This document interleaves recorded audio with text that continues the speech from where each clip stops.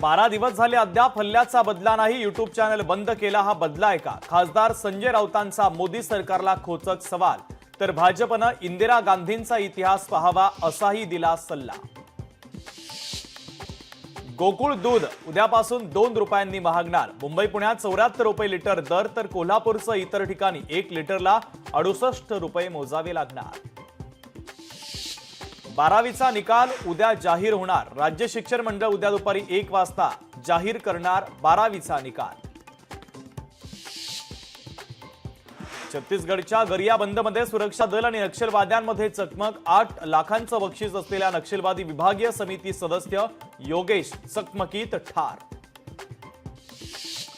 समृद्धीच्या शेवटच्या टप्प्याची कामं पूर्ण। इगतपुरी ते ठाणे शेवटचा टप्पा पूर्ण। उद्घाटनाच्या मुहूर्ताची प्रतीक्षा। पुण्यातील वाडे बोल्हाई परिसरामध्ये रिंग रोडच्या कामावरील कामगारांना हातपाय तोडण्याची धमकी। नितीन कुंजीर नावाच्या व्यक्तीचा धमकी देतानाचा व्हिडिओ समोर। लोकशाही मराठी ऐका, पहा, जागरूक रहा।